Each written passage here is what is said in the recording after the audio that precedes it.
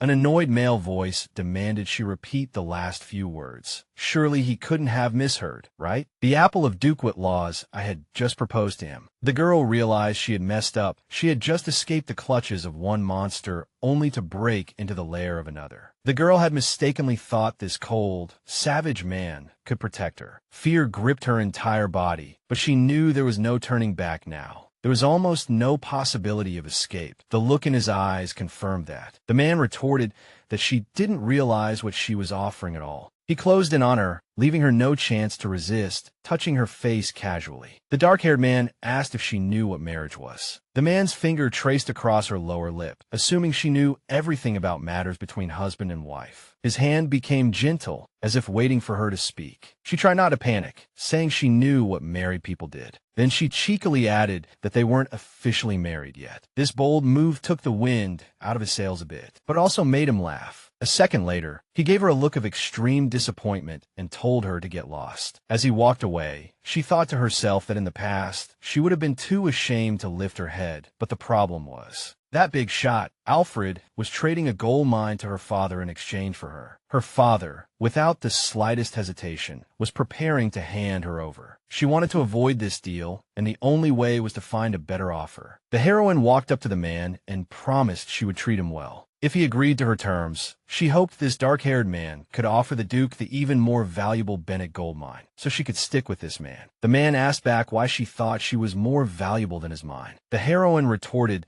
that unlike a mine, she at least had a life. The dark-haired man grew suspicious, wondering how she knew the status of the mine. That kind of intelligence couldn't have been leaked. The girl knew in advance what the Beast King was planning to do. The man closed in again, full of menace, indicating he could deal with her at any moment. He began to threaten her, telling her to watch her mouth if she didn't want to die young. The girl pointed out that if she was finished, she would drag him down with her. More importantly, his entire plan would fall apart, and he would die a miserable death. So, the only way to save myself and my wealth is to take a wife. The man couldn't figure out why this bold woman wasn't afraid, knowing he could end her life on a whim. People called her the apple of Duke Whitlaw's eye, and her ability to handle pressure was unmatched. The man calmed down and apologized to Miss Whitlaw for his behavior. Then he wanted to know why she wanted to marry a beastman who, according to her, was about to go bankrupt and die. She just wanted to escape the home she currently lived in. She added that to achieve this goal, she was willing to do anything and was already planning how to upgrade the local greenhouses. She would never forget what happened before all this. She had been living in a daze, but that day, she had a premonition that her time was up. A pair of male hands strangled her throat tightly. She couldn't make a sound. She felt life slipping away. In the final moment, a strong desire to survive surged within her. Suddenly, a completely unfamiliar voice in her mind asked her if she was sincere. Afterwards, a blinding white light enveloped her, and a feeling of weightlessness swept through her body. The last thing she remembered was a voice telling her to keep living. A month had passed since she died, and somehow came back to life. She was less than 40 years old when she died. After death, visions of the future flooded into her mind like a crazy dream. When she woke up, she was back to being 20. As soon as she determined this wasn't some crazy dream, she rushed out to find Cavelin Green. He hadn't contacted her at all, which started to make her feel very uneasy. The door was suddenly burst open, and a woman's voice immediately shouted, saying the girl was stalling for time again. The smug blonde reminded her that the heroine's future husband was coming today. The blonde pretended to struggle to recall the merchant's name, the man who was about to marry Iris. A second later, the triumphant sister announced that the man's name was Alfred. She grabbed the heroine's hair, reminding her that making a good first impression was crucial. Leaning in, the blonde added that Iris's mother wasn't a saint either, and the girl should thank their family for this marriage. Iris retorted that she could say the same about the blonde's father. Such unbelievable audacity shocked the girl. She was about to teach the heroine a lesson, but was interrupted by a maid. She announced that Count Cavelin Green had arrived. Green mentioned he heard Duke Whitlaw's daughter was a great beauty. Her father thought he was talking about Brittany. Brittany immediately rushed towards the guest, declaring she had just heard of the Count's arrival. The Count greeted Miss Whitlaw respectfully. He took a step closer, bowed slightly to the smiling girl, and then unexpectedly, the man walked right past her. Brittany didn't understand what was happening and froze for a few seconds. She knew this handsome man was protected by the emperor, and his social status was basically equivalent to a duke. Basically, the most popular man in town had just walked into their home. Just then, the Count took Miss Whitlaw's hand. The man knelt on one knee, kissed her hand, and introduced himself as Cavelin Green. Immediately after, he proposed to the heroine. She didn't show it, but inside she was thrilled that he had chosen her. The head of the household was furious at what was happening before his eyes and demanded an explanation from the Count on the spot. He questioned how he could possibly not have chosen Brittany. The Count had never mentioned Brittany. He was only interested in Miss Iris. This news shocked Brittany greatly. She couldn't understand how such a thing was possible. The blonde couldn't comprehend how this handsome guy could choose a fool like Iris. Brittany felt the whole thing was pure nonsense. In her view, Iris wasn't qualified to accept his proposal at all. The father tried to question the Count's decision because the eldest daughter wasn't married yet. The Count didn't see a problem with this, saying many younger daughters married first. After that, the man's expression became extremely serious. He asked the man if he really thought Cavelin Green wasn't good enough for his daughter. The father immediately said that wasn't the case at all. Brittany wouldn't let it go, reminding everyone that the Count had just invited her to dance. The Count sneered. He seemed already amused by his own upcoming answer. He retorted that the blonde must have a memory problem, because that night, it wasn't him who invited Brittany, but she who invited him. Green had only agreed out of politeness, but clearly, his kindness had been misunderstood. The man apologized for causing the girl to misunderstand. For a few seconds, a heavy and silent atmosphere filled the room. The head of the household didn't understand what was happening, but refusing the Count would be a foolish move. Just then, the Count asked if his chosen one had anything to say. Her father grasped at that straw, waiting for the girl's answer. Iris looked at her future husband. She had known the answer long ago. To give her confidence, the Count reached out his hand. It seemed this was exactly the gesture our heroine had been waiting for. She placed her hand in his, accepting his proposal. It seemed she could finally leave the troubles of her past life's engagement behind. But then Brittany insisted on screaming objections to the marriage, hoping her father could come up with something. Brittany told him that it was too early for Iris to marry. Her father understood her feelings. After all, she had been planning to claim the Count for herself. Her father's answer was completely unexpected. He told her to go back to her room. After that grand entrance, the two were heading to the Count's estate. She asked the dark-haired man how he knew about today. She explained that Viscount Alfred was supposed to come today to discuss marrying her. So in her view, the Count's appearance today was no coincidence. The Count offered his gold mine to Duke Whitlaw in exchange for her. After he showed the official documents proving the change of ownership of the mine, the man pulled her into his arms. He told the Duke he was taking Miss Iris away on the spot. She was surprised that the dark-haired man showed up with the contract and wanted to take her away immediately. Now that it was all over, the couple was sitting peacefully in the carriage. Meanwhile, screams echoed down a road.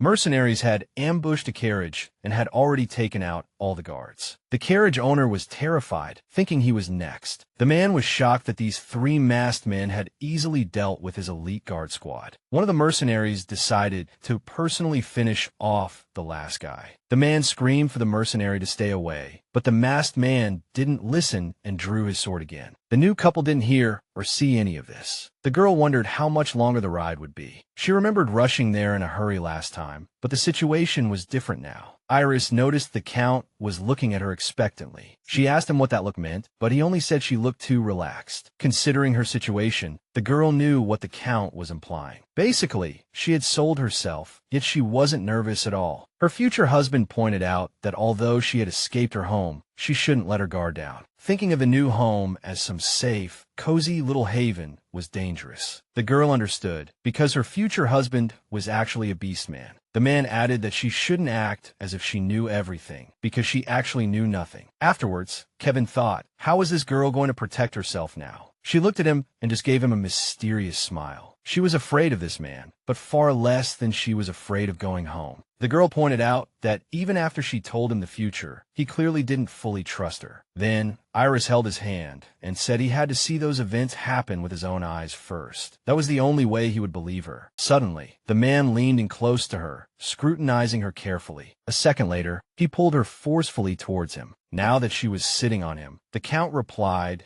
that he feared neither her nor the future. The distance was too close, the posture ambiguous. The girl realized she wasn't ready yet. She tried to stop her future husband, but that only made him more persistent. The man whispered in her ear, saying she claimed to know everything. Holding her hand tightly, he told her this was starting to make him nervous. A second later, his lips were too close. It seemed this first kiss was coming much sooner than I wanted. Just then, she heard the coachman's pleasant voice saying they were almost at Dakota. The man immediately released Iris, and she quickly scrambled back to her own seat. The Count told her to take a good look out the window. He wondered if this place was like the greenhouse she mentioned when they first met. Unknowingly, she was already taking in the scenery of her new home. The man asked how she was settling into the room. Then the Count dropped a bombshell, saying from today on they would share a bed. She pointed out that sharing a bed was usually a matter between husband and wife. Then she smiled and asked the Count if she could start calling her Iris. The dark-haired man appreciated her performance. She had completely exceeded his expectations. If she was to be called Iris, then she needed to call the Count K. She wanted to bring up the room-sharing matter, but didn't know how to start. She thought arranged marriage couples usually slept in separate rooms. The dark-haired man noticed she was lost in thought and saw an opportunity. He pulled her close, pointing out what the Countess had forgotten. As he leaned in to kiss her, Iris thought, all right, game on. Kay felt it was no big deal, especially since he wasn't human. But Iris didn't think so. She pushed him away, saying he still had a lot to show her. She needed Kay to give her some time to get used to him. The man backed off, willing to give her some time to adjust. Iris thought that even in her wildest dreams, she never imagined seeing a war beast. But now, a swirling darkness rose before her. Yet this darkness wasn't terrifying. When the darkness cleared, a giant wolf was staring at her. The girl noticed the wolf was much larger than she had imagined. The wolf asked if he looked scary, but Iris didn't see any threat. She touched the animal's fur, realizing at the same time that the wolf was actually kind of cute. The girl didn't know why fate had decided he would die. She remembered that only a broken pelt and the rusty smell of blood awaited him. The Count had dedicated his whole life to protecting the sacred relic. She wondered if the man had foreseen this, especially since he was so powerful. He eventually died, defending the truth he believed in. Stroking his fur now, she only felt how chaotic it all was. Unable to help herself, she hugged the wolf, which caught him completely off guard. The wolf raised a paw, quietly warning her that she would regret it one day. She just hugged him tighter, saying it was her choice and she wouldn't regret it. From that moment, Kay knew his wife had guts. Seeing a naked man, especially the one she was hugging, caught her completely off guard. A second later, she felt super embarrassed and awkward about what she had done. Seconds later, her scream was heard throughout the castle. Hearing that deafening scream, a group of people rushed into the room. The first person pushed the door open, looking for the lady. When they saw our protagonist, the men who rushed and froze, completely confused by the situation. The servant asked what the master was actually doing to scare the girl like that. The Count pointed out that barging into a newlywed couple's room without knocking was very rude. The servant walked up to the girl, apologizing on behalf of all the beastmen for the masters.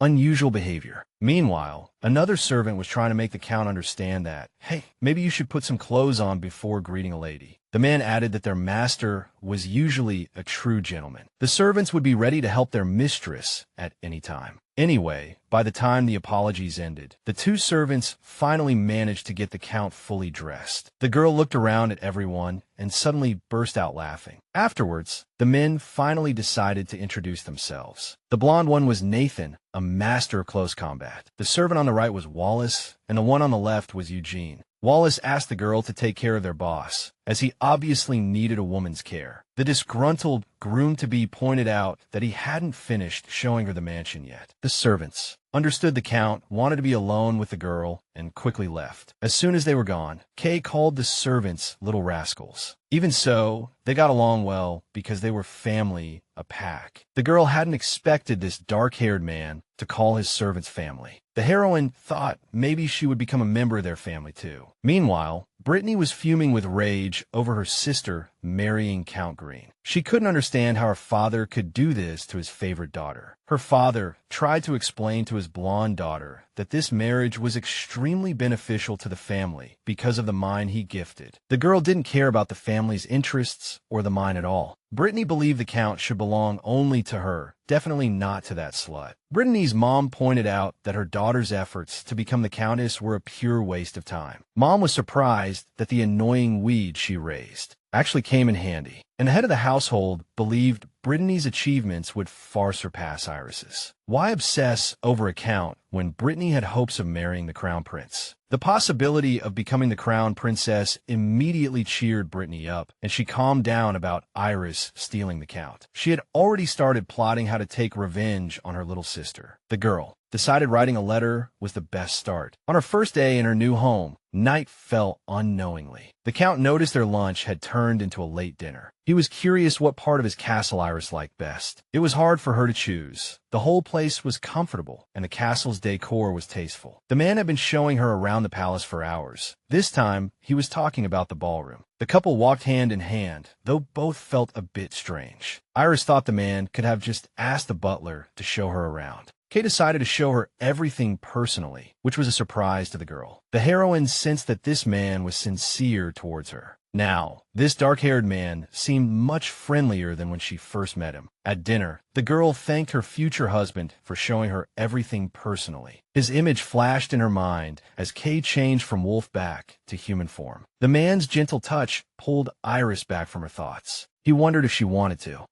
repay his kindness on the spot. The man added that she should change her clothes, and he would try his best to live up to her expectations. She couldn't change because this was the only set of clothes she brought from her old home. Although this unexpected answer was a bit of a mood killer, the Count didn't lose his cool. The man stood up and handed her his robe. He started undressing right there. The girl was completely stunned and told him to stop messing around. Before she could react, her husband had already invaded her personal space. A second later, he was standing before her almost naked again. Kay continued to tease and embarrass her, draping his robe over her. Then he added that although he put the robe on her, he wanted to take it off again immediately. The man added that he thought his dear wife was extremely beautiful. Then he wrapped himself around her, saying he wanted to eat her up right now. Finally, all of Iris's clothes and that robe were scattered on the floor. The couple about to be married lay in bed, snuggled under a warm blanket. The man looked at the sleeping girl, thinking she must have been exhausted today because she fell asleep almost instantly. He kissed his wife gently, but felt like he was living a lie. He was careful not to wake Iris and quietly got out of bed. He felt a strange sensation surging within him. Kay had always been afraid and ashamed to show people his true identity, but this girl didn't care about his quirks at all. He kissed her again, hoping she could live happily with him. Then he slipped out quietly, gently closing the bedroom door. Just then, a maid called out to him. Kay knew she wanted something, so he asked her directly what it was. The girl's name was Gillette, and it seemed this encounter in the hallway was no accident. With a sly look on her face, the maid asked the master if there was anything she could do for him. The next morning, the weather was exceptionally sunny. Gazing out the window, the girl really wanted to go for a walk,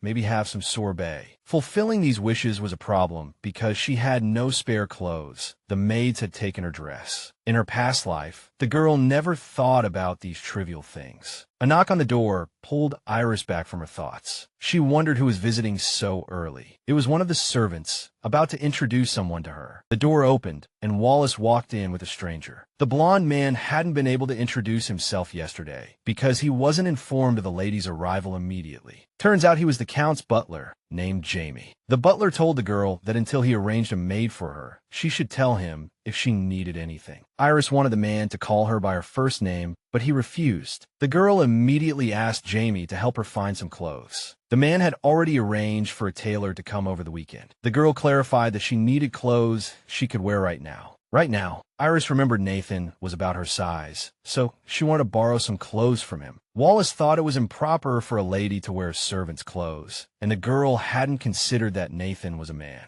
The girl thought to herself that she had always been treated like trash, so she didn't want to be a delicate flower this time. The heroine wanted to live on her own terms, so she finally said that as long as they were comfortable, it didn't matter whose clothes they were. The butler liked this attitude, and he revealed a hint of a smile. The blonde man replied that he'd have to raid Nathan's closet then. Then the butler stood up and asked if the madam needed anything else. The girl said she wanted to take a walk in the garden and have some sorbet. Afterwards, our girl decided to clarify one thing. Asking if Iris could do whatever she wanted in this house caught Jamie off guard again. After hesitating for a second, the butler confirmed she could do as she pleased. The girl was happy there were no restrictions in this house. A while later, the lady's wish finally came true. Walking in shoes like that was a bit painful for a girl, but she was still happy to be outside enjoying the fantastic weather. Nathan's clothes were a bit loose, but super comfortable on her. Eating ice cream with a spoon while holding an umbrella was a total fail. She was about to put down the umbrella, but someone snatched it from her hand. This sudden movement startled her. It was Kay, asking why she was gobbling down sorbet before lunch. The Count had only found out where his future wife was when he ran into the butler. She realized the Count was talking about that polite, handsome blonde man. Kay confirmed again, asking if she was sure she was talking about their butler. When Iris said yes, Kay felt Jamie was being too nice to her. Seeing the look on his face, she offered to share her sorbet. He stared at the offered spoon and dessert, lost in thought. Kay wished she would feed him, not with the spoon, but with her sweet lips. She really hoped he was just joking, but she decided to play along, so she reached out to touch his face, wanted him to lean in, kissing him gently and slowly. Iris wondered what she should do with this man now. A moment later, he kissed her back just as gently. They were immersed in the kiss, not even noticing the umbrella falling or the spoon clattering to the ground. Pulling back slightly, Iris asked Kay how the sorbet was. It tasted really sweet. Stroking his wife's hair, Kay thought to himself that he hadn't expected she would decide to wear someone else's clothes. Lost in thought, he accidentally gripped her hand too tightly, causing her discomfort. Realizing his action, the man immediately let go and apologized. Gently picking up a lock of her hair, Kay said she needed some new clothes. Iris mentioned that Jamie had already called for a tailor. She noticed Kay's reaction to this sentence was a bit strange. Although the Count said nothing, she could tell he wasn't happy. Suddenly, Cavelin asked what he could do for his girl. She wanted a maid who could teach her etiquette and help her handle affairs. The man agreed to help, adding that Viscount Alfrahuchis would be visiting soon.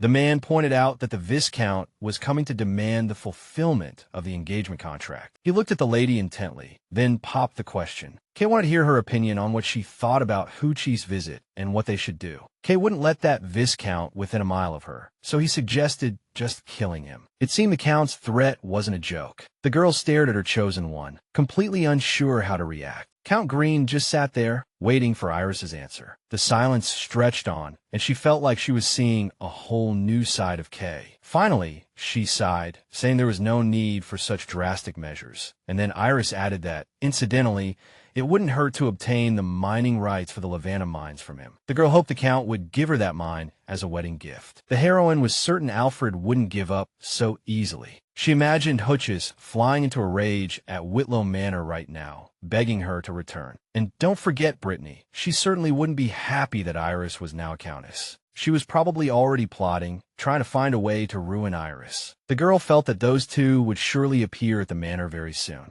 The man felt Iris hadn't quite grasped the situation. He didn't intend to give her any wedding gift. They had an agreement. She wouldn't tell anyone he was a beastman, and he would make her Countess Green, nothing more, with no strings attached. The girl hadn't expected the Count to react this way. She felt that if he really thought so, there was no point in pestering him further. But before leaving, she told him he was being too stingy. She never thought this dark-haired man would be the type to be miserly about sharing wealth with his wife. She added that the Green family was well respected, but respect alone wasn't enough. The girl believed the Green family's influence should reach every corner of the world, and when the Count reached the summit, she would be the one standing by his side. So if he had money, he should invest in her. The man simply said her dreams were ridiculous. However, Green's tone changed. He admitted these wild ambitions did catch his attention. He drew closer again and took the girl's hand. The man agreed to all her demands. Cavelin kissed the Countess's hand and promised to give her the Lavanna mines. A few days later, Iris was reviewing the profiles of 2 candidate maids. At the same time, she wondered how Kay didn't trust her, not letting her do any actual work. The heroine noticed a malicious gaze directed at her. She pretended not to see the Countess and walked straight past her. It was strange, but Iris decided to ignore this stranger servant's odd behavior. She had noticed this girl's deliberately slighting attitude a few days ago. Iris only knew that this girl was a Viscount's daughter who had come to the Count's manor to work as a maid. This girl annoyed the heroine, and Iris felt it was time to teach her a lesson. The butler came to report that the candidate maids were waiting for her in the living room. When a mistress arrived in the living room, Jamie decided to introduce the two girls. Their names were Ervil Lutek and Christina Fernie, and the girls immediately greeted the heroine. The Fernie family was known for its talented master decorators, while the other family was renowned as a lineage that produced outstanding scientists. The girl took only a few minutes to size up these potential helpers. When one of the maids called the Countess the flower of the Whitlow family, the other candidate lost her composure. She couldn't believe someone would describe the Countess that way. The dark-haired girl told her companion, Ervil, to keep her voice down and calm down. It turned out the two girls had known each other for a long time. Lutek wasn't married, so she could live at the manor full-time, while Fernie would go home 2 or 3 times a week. The heroine decided to end the conversation and suggested the girls take a look around the manor before dinner. As soon as the maids were alone, they started making a racket, especially the red-haired girl, Ervil. She still couldn't believe where she was. It seemed that even in the Countess's home, Ervil didn't know how to behave elegantly. This girl looked more like a bodyguard than a maid, and the knife hidden under her long skirt perfectly confirmed this image. Ervil believed that, in addition to their maid duties, they were also responsible for the Countess's safety. Meanwhile, at Whitlow Manor, Brittany's screams once again echoed through the house. She was furious because she had brought Alfred in to help her take revenge on Iris, and that lazy bastard dared to make a move on her. The blonde girl screamed again, saying her entire life was ruined, all because of that despicable villain. The maid tried to tell her that the Viscount had been waiting for her in the living room for a long time. The indignant girl knew things couldn't go on like this. Entering the living room, Brittany saw a very unusual scene. The Viscount was holding a maid, declaring that he had been waiting for her. The blonde girl thought he was a complete idiot who was about to get what he deserved. Brittany worried that the Viscount was upset because Iris had been taken away and now wanted her back. The Viscount thought his chances of getting Iris back were slim to none. The girl smiled mysteriously, accusing Alfred of being too pessimistic. She reminded them that their Iris was still a pure and flawless flower, but now that the girl was in someone else's home, well, she might have lost her innocence. The Viscount felt Brittany was talking nonsense that no one would believe. The girl pointed out that the Viscount had nothing to worry about. After all, the Whitlow family could turn any lie he spoke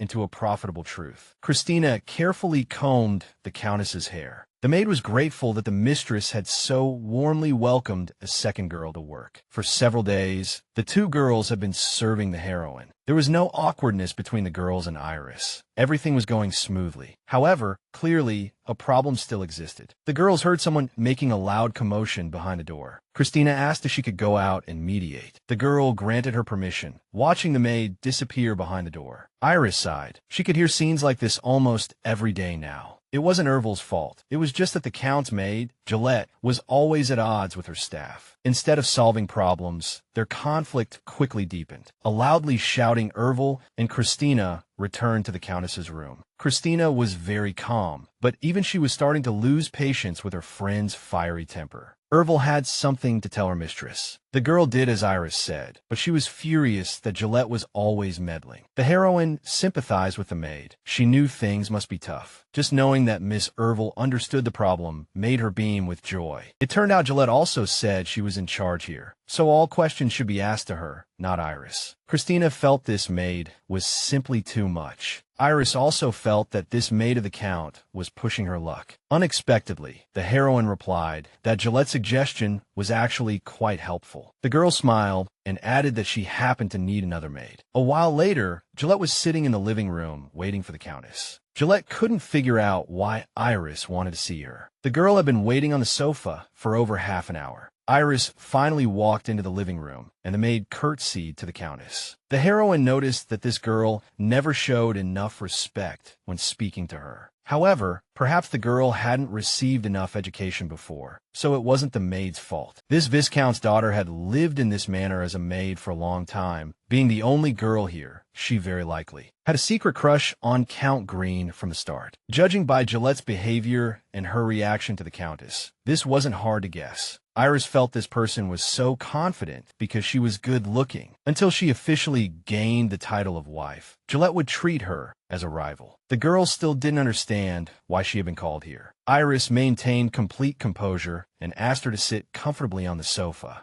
The heroine thought that for someone wanting to take her place, such blatant disrespect was simply stupid. After Iris kept making her stand up to say hello and then sit down to chat, Gillette began to fidget. The maid felt that someone who wasn't even the countess yet had no right to put on the airs of a mistress. Just then, Iris announced that from now on, this maid would serve her. Gillette was stunned by the news and asked her to explain what she had just said. When she realized she had heard correctly, Gillette Marty flew into a rage because she was the Count's personal servant. It didn't matter whose servant Gillette was before, because now she would serve the Countess. Gillette called it nonsense, saying her family wouldn't just serve any random Countess. Iris added that she and the Count were family now, but Gillette blurted out that she knew their marriage was just a business deal. The heroine pointed out that even if it was a business deal, it was still a real marriage. The Countess felt very depressed that she had to explain such obvious common sense about marriage to this girl. Then Iris said that Gillette would eventually figure it all out. Gillette didn't intend to put up with this nonsense. She spun around and walked toward the door. Our heroine asked in a fake sweet voice where she thought she was going. A servant cannot just turn their back on their mistress. Gillette was certain the Count wouldn't agree to this appointment. She knew she was favored and was the only person in that house allowed to enter his study. To prove her special status and teach the Countess a lesson, she walked straight to the Count's study. She knocked on the door and asked to enter, but he refused her, citing that he was too busy. She was stunned, but didn't give up. She insisted it was urgent. After being refused again, Iris walked up to Gillette. The heroine shouted inside for Kay, saying she had come to see him. Gillette immediately yelled at the Countess, pointing out that the Count was busy working. Unexpectedly, the study door opened and the Count appeared. He thought the girl was here to show off a new dress or something. Kay kissed Iris's hand and asked what wind blew her here. Since the opportunity had arisen, now was the perfect time to tell Kay what she wanted. The heroine explained that she wanted Gillette to be her third maid. Gillette wanted to object, but she didn't have the guts. The Count looked at the maid and replied that he had no objections. Walking in the garden, the heroine felt refreshed. The maid was happy Iris had helped her get rid of that annoying servant.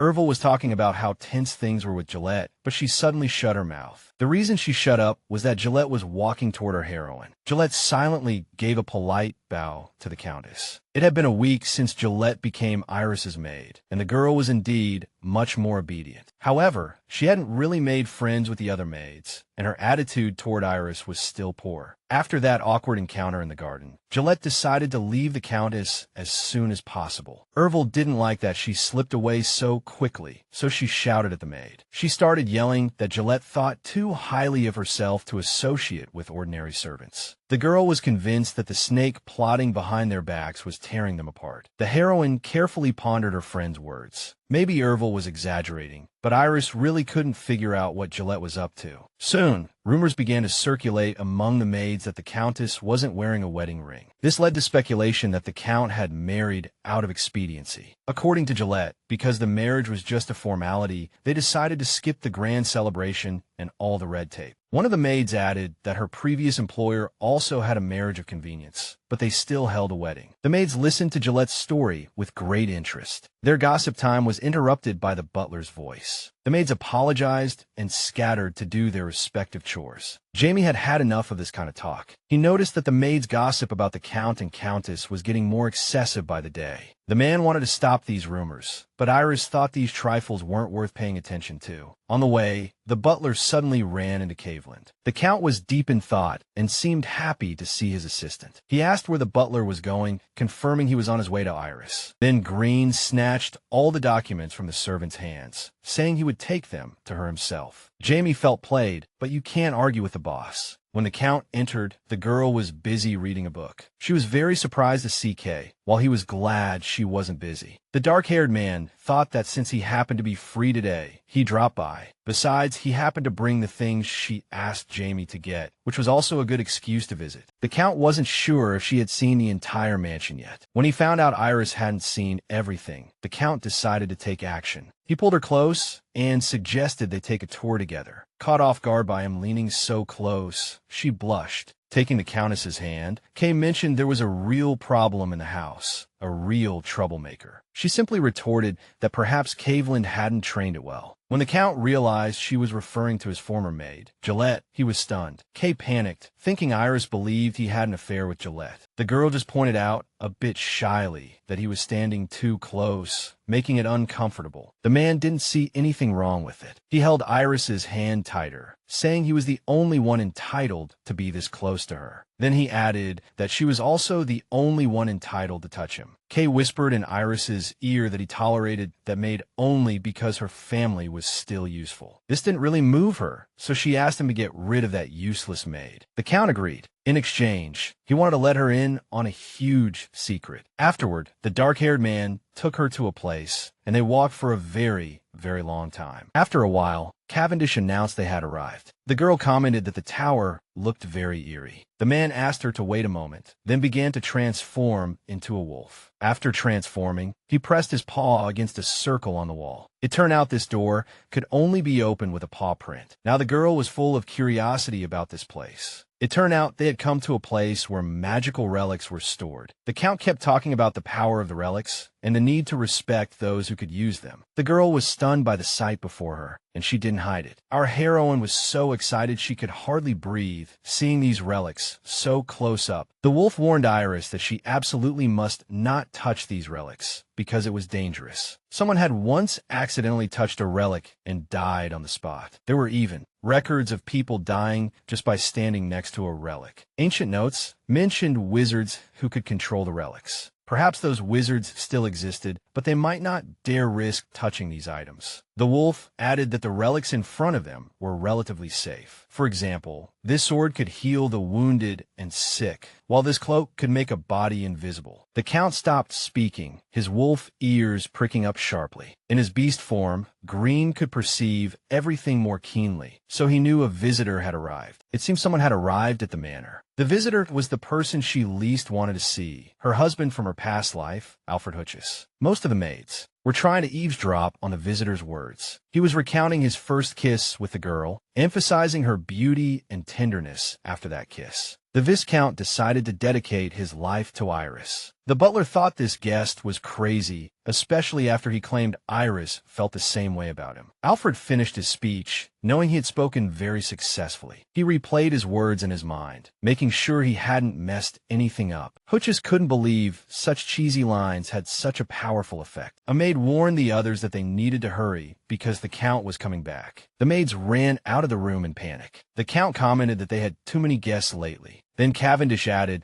that all guests would pay for their lies and betrayal. The dark-haired man's words shook the Viscount's confidence, and he began muttering something about him and Iris. Seeing fear creep onto the guy's face, the Count addressed him by his title, Viscount. When the Viscount finally looked at the head of the house, Kay asked what exactly he wanted from his wife. Cavelin spoke calmly, but every word was full of threat. The Count suddenly proposed to buy the mines Hutchess was trying to sell to the Duke for Iris. Alfred lost control at such a bold proposal. He couldn't believe the Count had the nerve to suggest it. Then Cavendish announced he would buy the mines at 10 below market price. The Viscount began to refuse frantically, but the Count wouldn't back down. Kay approached Alfred, making it clear he would only discuss this deal and nothing else. The guest felt this insane pressure and started to lose his grasp on the situation. Suddenly, Hutchess pulled himself together and shouted that Iris was his woman. And that was that. The Viscount thought that even if he was a count, Kay had no right to act like that. The man just sneered and whispered that he had really tried to solve the problem in a friendly way. Then the Count suddenly grabbed the Viscount by his clothes. The Viscount kept shouting that he wouldn't leave poor Iris to such a despicable thug and bastard. The homeowner was certain that with the Viscount's terrible character, he would only make her life miserable. Afterward, Cavelin suggested they move to another place for a more productive conversation. The man dragged the Viscount to the mansion's basement. The Count picked up a knife and spoke to Viscount Hutchess again. He thought that if Alfred happened to lose a hand, it would be really hard for him to accuse the Count. The Count simply wanted to buy the mines at a good price, but for some reason, the guest wasn't appreciative. The dark-haired man added that Iris was happy with him and that he had never laid a finger on her. The Viscount still wouldn't give up, refusing to sell anything and planning to file a complaint. The guest kept insisting that the Count was too lawless just because he was the guardian of the relics. After listening, Cavelin calmly commented that the guest's chatter was really starting to annoy him. The Count was surprised the guest actually thought he could walk out of his mansion alive. A moment later, several men walked into the basement. When Alfred saw them, his fear reached its peak. He immediately recognized the three men, even though they looked different this time. They were the three thugs who had attacked him on his way to pick up Iris. The homeowner decided his men could get more out of a conversation with the guest. The guy started shouting again, telling the three men to stay away from him. Night fell, and silence descended upon the castle. Jamie told Iris that the Viscount had agreed to sell the mines to the Count. Holding a steaming cup, the girl still couldn't believe she had actually succeeded. She remembered deliberately asking the wolf if he could secure those mines himself. Regardless, the first step to changing the Count's future had been taken. The Viscount's mines were exhausted, but that didn't mean they were worthless. In the future, the Duke of Whitlow built his power and wealth precisely because of what was found deep in those mines. This time, the girl wouldn't let her family's power spiral out of control. The Countess asked the butler to do her one more favor. She was looking for someone who used to work for her father, but was later fired. The girl added that finding this person was in the Green family's best interest. Gillette noticed the maids buzzing about the latest gossip. This was exactly what the girl had been working towards for a long time. Now, after showing up at the Viscount's mansion, Gillette finally had the chance to execute her plan. It felt like there wasn't a single person in the entire mansion who didn't believe the rumors about the Countess. Of course, it didn't take long for these rumors to leak onto the city streets. Afterward, gossip about the flower of Duke Whitlow had spread among the nobility. Everyone began to feel the Countess was a real troublemaker. One of the rumors was currently being told to one of the most influential ladies in the city. The narrator said hypocritically that he never thought the Countess would stab the Viscount in the back like that. It turned out this disgruntled guest was the Count's sister. The girl rushed into the room and asked Brittany if she had seen the latest news. Brittany hadn't read the newspaper yet and didn't understand why it mattered. The girl plopped down on the sofa next to the blonde and began to read. The article was all about Iris. They called her the daughter of a family famous throughout the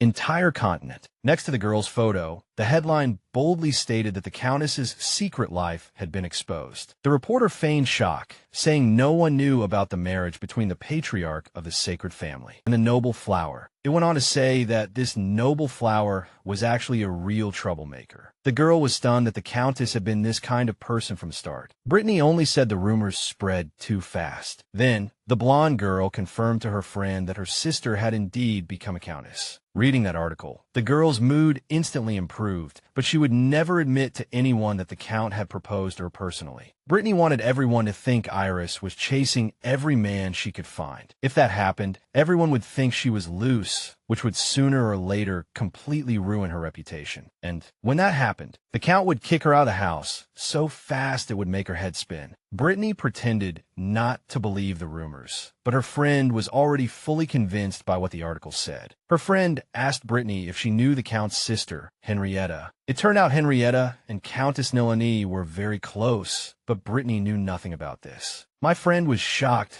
that Brittany knew nothing about Countess Nilani. Rumor had it that Nilani had been infatuated with Count Green for a long time, but he rejected her every time. Whenever they attended an event at the same time, her eyes were always glued to him. Meanwhile, the future Mr. and Mrs. Green were on their way to a party. The man felt she didn't actually have to come along. She was certain the Count had a lot of trouble because of her, so this was her way of showing some gratitude. The dark-haired man pointed out that he had never been married, so he was still figuring out this married life thing. However, he didn't consider taking care of her a burden. Green picked up a lock of her hair and asked why she was dressed so plainly. She actually just wanted to keep a low profile at tonight's event. She added sadly that she hated the rumors spreading throughout the damn country. The man found it amusing that she didn't want to attract attention. Kay replied softly that in that case, she had already failed. The man admitted he really had trouble taking his eyes off her. Afterward, Kay gently pushed her back into her seat. He began to unbutton her shirt, saying she owed him something from last time. Green grabbed Iris's ankle and pulled her toward him, making her fall right onto the Count. Kay held Iris tightly, letting her sit comfortably on his lap. The Count didn't intend to let her fall asleep with just a kiss tonight. Kay pulled Iris closer, and his lips finally found hers. His touch tickled the girl. Kay leaned over her, his desire to possess her growing stronger, but Iris's reaction stopped him instantly. With a last shred of hope, Iris reminded the Count they were in a carriage. The fact that they were in a carriage didn't sway the man one bit. His hand slipped under Iris's vest, as if asking for permission. A passionate kiss shattered Iris's inner struggle, and she surrendered to her emotions, kissing him back. She felt as if she were melting with every touch. It felt good, and she wanted more, but she didn't know the right way to do it. Terrible memories of her past life with the Viscount flashed through Iris's mind. Fear seized her instantly. The passion vanished, and she began to tremble. The man noticed the change in her mood and immediately stopped his actions. He told her to calm down, saying she was safe with him. If she wasn't willing, she just had to say no. She was no longer afraid. Her body stopped trembling, and she thanked him for stopping. Kay mentioned that his sister believed only the vilest men would force women. She was surprised that the Count actually had a sister. The dark-haired man said thoughtfully that his sister had a very unique personality. The girl didn't quite understand what he meant by that. Meanwhile, at Count Green's mansion, the situation had become quite chaotic. It turned out a guest was severely scolding the lion, panther, eagle, and deer. The girl was eager to hear some interesting gossip from her brother's servants. She was furious because none of them had told her about the strange woman in the house. At this moment,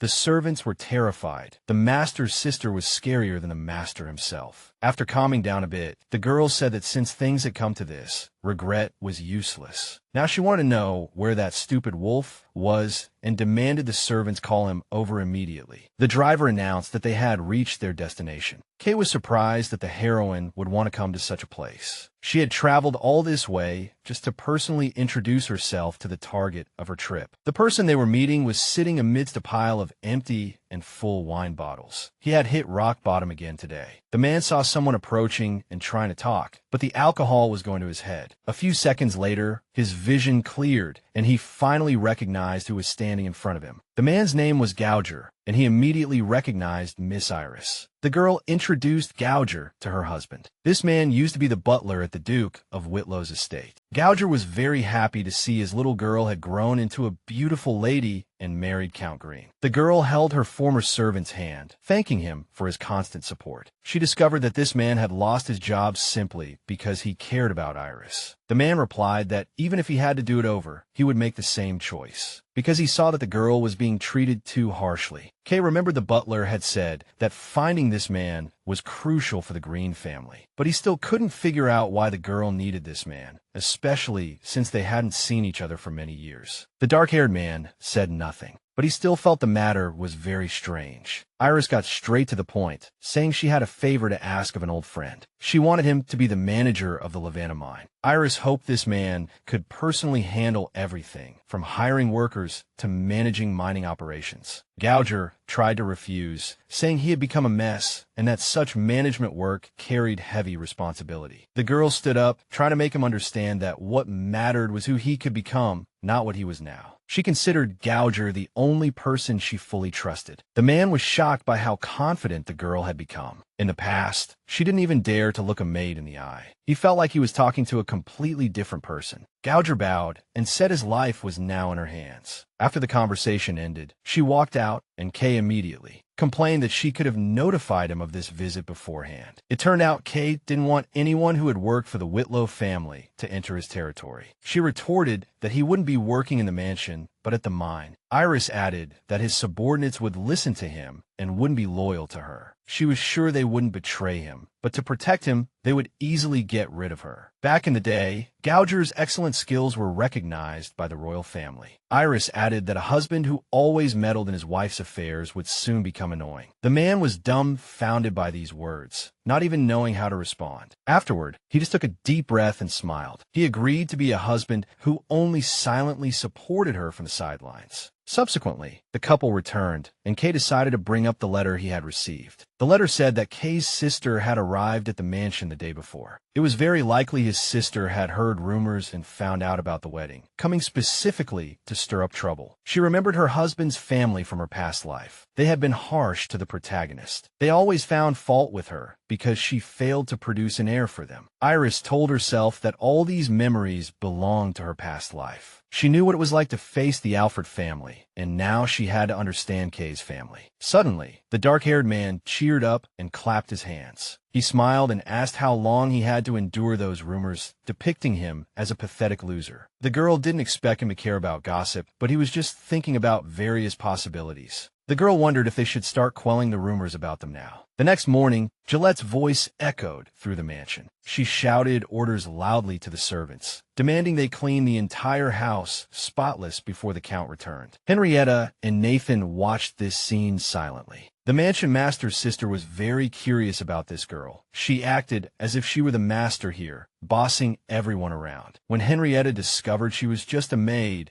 she immediately flared up because a maid should not behave like that. Henrietta was extremely annoyed that her brother's wife's maids had no discipline. This was simply adding fuel to the fire, especially with that article published in the newspaper. Just then, Wallace walked in to announce the master had returned. As the servants approached the carriage, Kay was already helping his wife down. Seeing her brother caring for his wife in every possible way, the sister concluded she was dealing with a delicate flower. This made Henrietta feel even worse about her brother's wife. As soon as Iris stepped off the carriage, she told the servants she had read a very interesting report. It seemed someone outside the estate was sparing no effort to slander the Countess's reputation. This must be the work of outsiders, as her own servants wouldn't be stupid enough to do such a thing. Seeing Henrietta, Iris immediately said happily that she was glad to have a guest and thrilled to meet her husband's sister. Free love did exist, but to be honest, marriage was always about the union of two families. But Kay hadn't told his sister the main reason for the marriage. He had simply forgotten to mention it. His loyal servants were stunned by this news. The Count said there was too much information, and his head was about to split. The man fell into deep thought, realizing that ever since seeing her face, he couldn't think about anything else. Jamie thought that as the master of the mansion, this excuse wasn't good enough. The Count felt the situation was very awkward, so perhaps he should talk to his sister. The butler pointed out that the Count's sister didn't really want to talk to him. Then, they told him about his sister's reaction when she appeared at his home a few days ago. After hearing the servant's account, the man's mood plummeted. Jamie begged him to at least write a letter telling his father about the marriage before he also came running. The man apologized to Iris for her having to experience such an unpleasant first meeting with Henrietta. Before she formally met his sister, he wanted to tell her something. Kay revealed that besides his sister, he also had a younger brother. Nathan caught up with them, wanted to escort Iris to meet Henrietta and be her backup. Cavelin thought this was a good idea because Nathan got along well with the Count's sister. The girl couldn't figure out why everyone was so worried about her meeting Henrietta. Because everyone was making a fuss, she started to worry herself. Nathan suggested Iris shouldn't take anything Henrietta said to heart. Iris said if Henrietta started bad-mouthing her, she would let Nathan teach the Count's sister a lesson for insulting a countess. When Iris said this, the men were stunned, especially Nathan, who simply couldn't comprehend that the Countess would use such phrasing. The Count felt once again that his wife was truly a tough nut to crack sometimes. Thus, the meeting finally began, and Henrietta cast a stern look of contempt at the couple. The heroine realized she had been mistaken, thinking the Count was the ruler of this mansion. Cavelin started to imagine what Iris looked like, but his sister quickly interrupted him with a laugh. She said she wanted to talk to her new sister-in-law alone. Iris immediately introduced herself, saying she had recently become Cavelin's wife. Henrietta told her not to be formal and just call her Rhea. The heroine immediately requested the other party call her Reese. Then Henrietta insisted Iris call her sister directly. Rhea kept smiling, saying that when she heard Kay got married, she was completely stunned. Her voice turned dangerous as she added she didn't expect her brother to marry willingly. Then the sister asked Iris why she chose her brother as a partner. She couldn't understand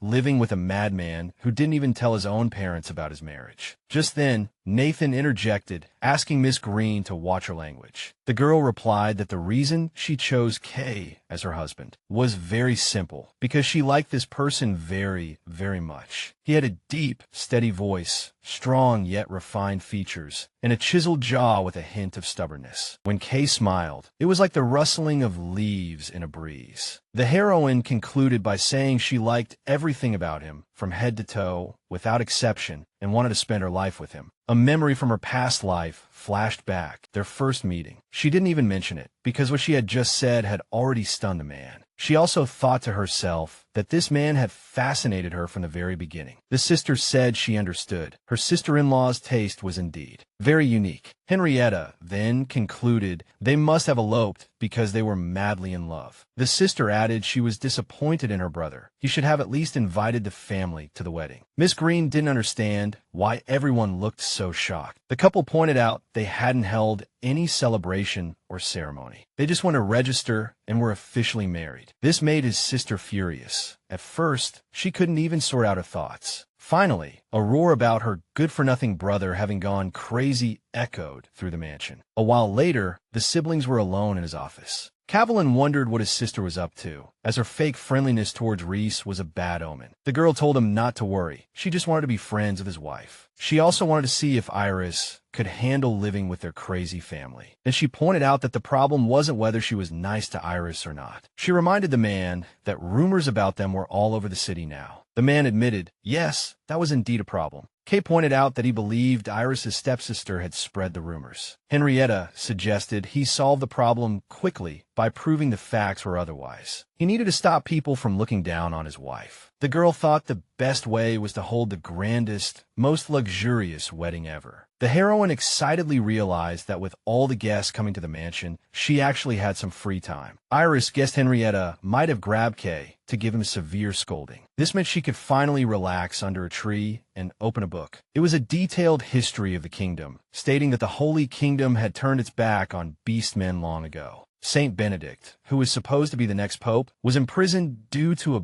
backstabbing conspiracy. But the conspirators had no idea that Benedict was actually a beastman. He was the initiator of the event later known as the Uprising of Abandoned Souls. At that time, beastmen enjoyed equal rights with ordinary humans. But because the Pope turned into a rat, people felt extreme disgust and couldn't stand the thought of him ascending the throne. Iris thought what happened was a complete mess because Benedict was an upright and honest man. But his good qualities couldn't erase the stain brought by his other identity. People only saw him as a rat, a nobody spreading disease, not someone who could speak for God. So everyone abandoned Benedict, leaving him to suffer hurt and confusion alone. Everyone betrayed him, but the worst was when his mentor at the time, the Pope, stabbed him in the back. After gathering some like-minded people, Benedict launched a rebellion against the Holy Kingdom. The girl's reading was interrupted by her husband's voice. She asked him if he was done talking with his sister. Cavelin suggested they go for a walk. She pointed out that his sister had given him a very cute nickname. The man didn't understand how being called Glutton could be cute. Henrietta started calling her brother that because he was born able to shape-shift. He mentioned he used to think everyone liked him, but grew up to realize that wasn't the case. When he realized this, his whole world collapsed, and he felt completely lost. The girl waited for him to finish talking about that time, which was clearly difficult for him. Back then, he stayed in wolf form almost all the time, eating and sleeping a lot, getting a bit fat, so his sister gave him that nickname. The girl felt bad for bringing up such a difficult topic for him. He didn't think it was a problem, and reminded her that as a beast man, he had to be ready for danger at all times. He picked up an apple and said now they were in the same boat. Kay pointed out that his sister actually gave him many nicknames. The dark-haired man grabbed the girl's hand and blurted out a proposal. She was completely confused, wondering what this was about. Anyway, she wasn't keen on the whole wedding thing. The man gave her a strange look, then, without warning, took a bite of the apple she was holding. The girl thought, okay, I'm starting to understand what these beastmen are about. She wiped the juice from the man's lips and said fine. If he wanted to hold the whole ceremony, she would play along. Then, the apple fell to the ground, but neither noticed. Their lips met, falling into a kiss that was both sweet and incredibly intense. The delighted Henrietta let it slip that she already knew Iris had accepted the little glutton's proposal. Miss Green was planning to personally take charge and organize their wedding. She firmly believed no one could do it better than her. Iris pointed out that Henrietta herself wasn't married yet, but her sister-in-law retorted that she had a married friend. This friend would help organize a wedding worthy of royalty. It turned out another guest was arriving at the mansion soon. Because rumors were rampant,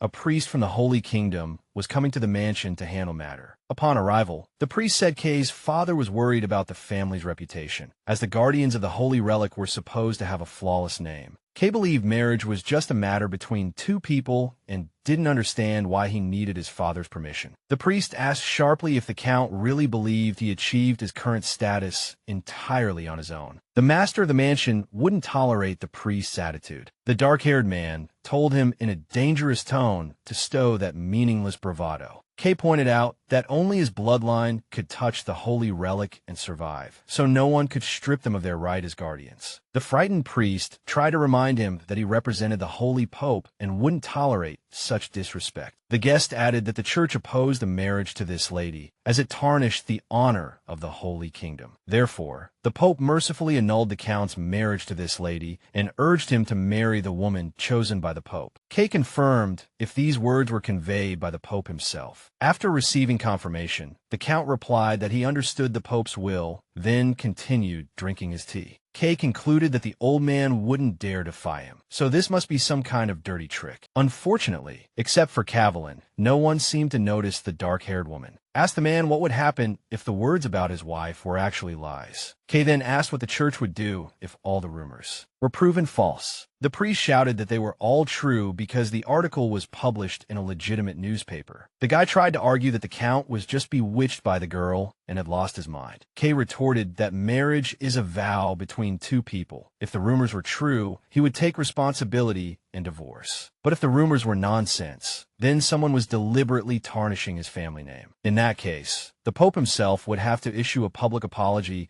and offer an official blessing for this marriage.